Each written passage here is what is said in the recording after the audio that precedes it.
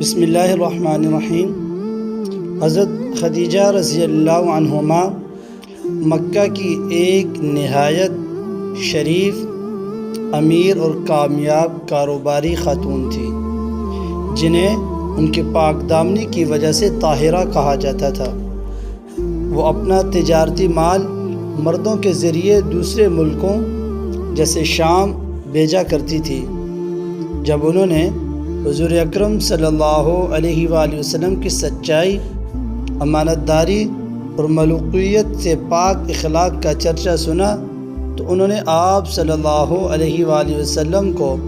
تجارتی مال لے کر شام جانے کی پیشکش کی اور دوسرے تاجروں کے مقابلے میں دوگنا منافع دینے کا وعدہ فرمایا۔ اللہ کے پاک پیغمبر صلی اللہ علیہ وآلہ وسلم نے اماں خدیجہ رضی اللہ تعالیٰ عنہ کے بارے میں کچھ الفاظ اماں عائشہ رضی اللہ تعالیٰ عنہ کے سامنے فرمائے تھے کہ خدا کی قسم، مجھے خدیجہ سے بہتر کوئی بیوی نہیں ملی۔ جب لوگوں نے میرا انکار کیا وہ مجھ پر ایمان لائیں، جب لوگوں نے مجھے جھٹلایا تو انہوں نے میری تصدیق کی، جب لوگوں نے مجھے محروم کیا تو انہوں نے اپنے مال سے میری مدد کی،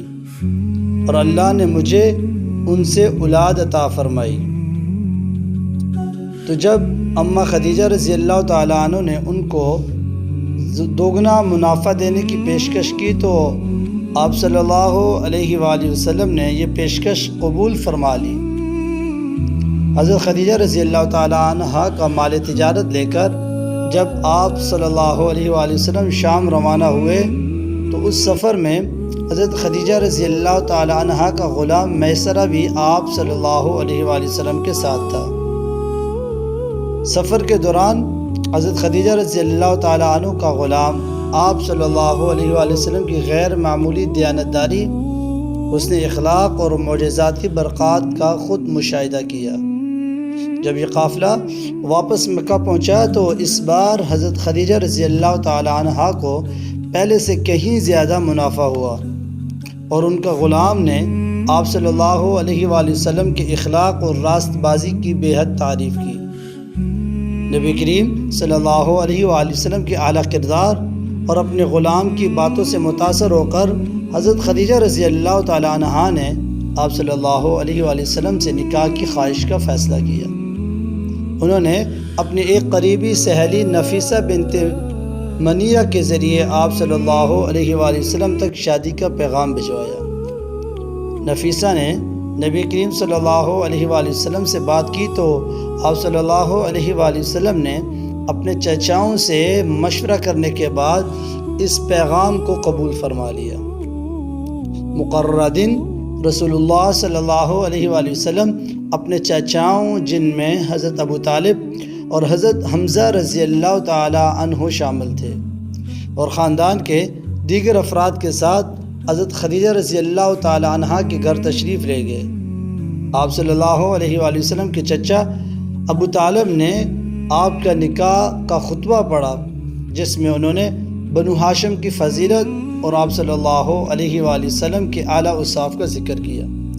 رسول اللہ صلی اللہ علیہ وآلہ وسلم نے حضرت خدیجہ رضی اللہ تعالیٰ عنہ کو مہر میں 20 اونٹ اور بعض روایات کے مطابق اوقیہ سونا دیا۔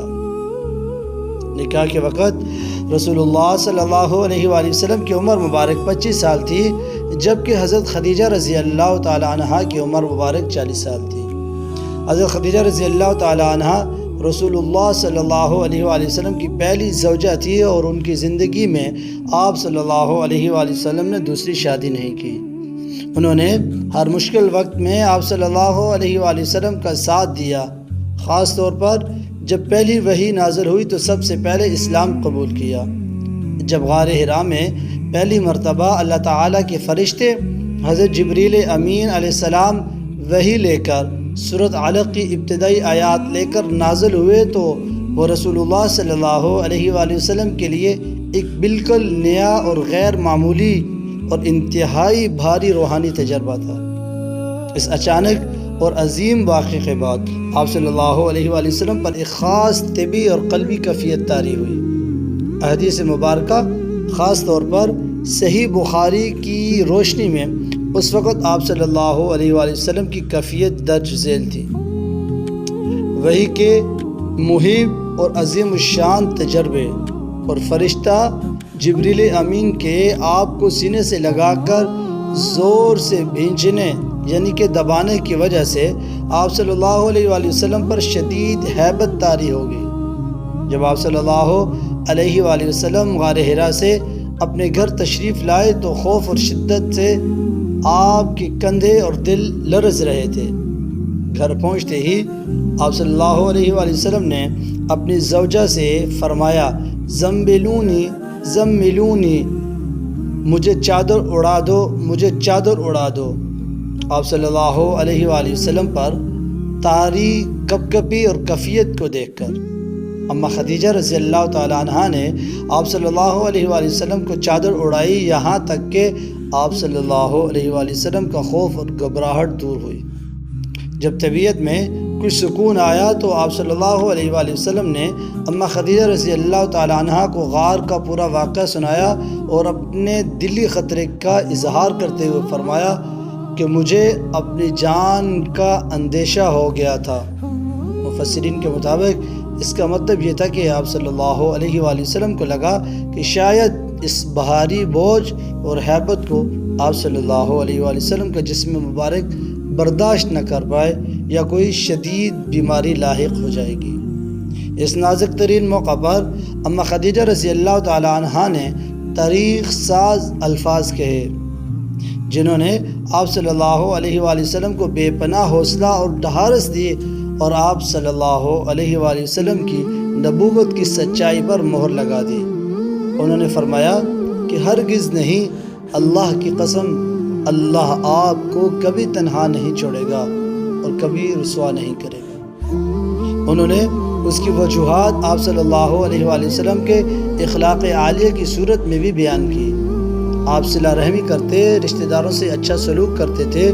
بے کسوں اور غریبوں کا بوجھ اٹھاتے تھے، ناداروں کو کما کر دیتے تھے، مہمان نوازی کرتے تھے، حقیرہ میں آنے والی مصیبتوں پر لوگوں کی مدد کرتے تھے۔ اس کے بعد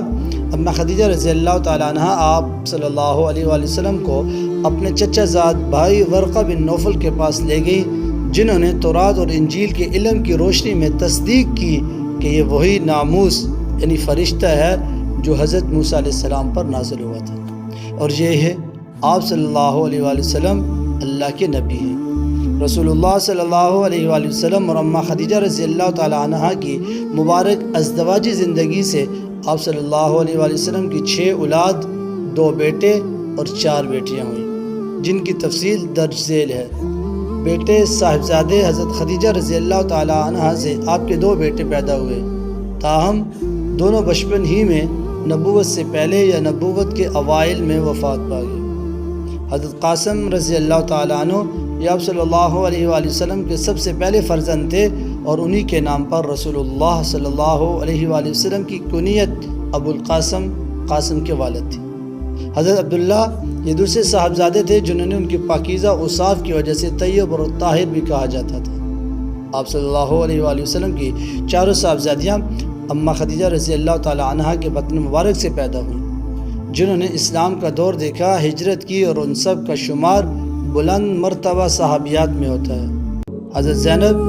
جو رضی اللہ تعالی عنہ یہ آپ صلی اللہ علیہ وآلہ وسلم کی سب سے بڑی صاحبزادی تھی، جن کا نکاح حضرت ابو العاص بن ربیع سے ہوا۔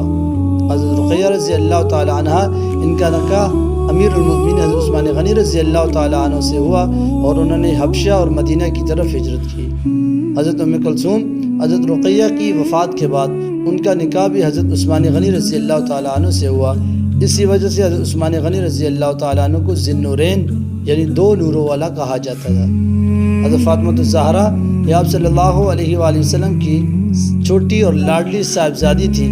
جن کا نکاح شیر خدا حضرت علی ابن ابی طالب سے ہوا اور انہی سے رسول اللہ صلی اللہ علیہ وآلہ وسلم کی نسل مبارک چلی۔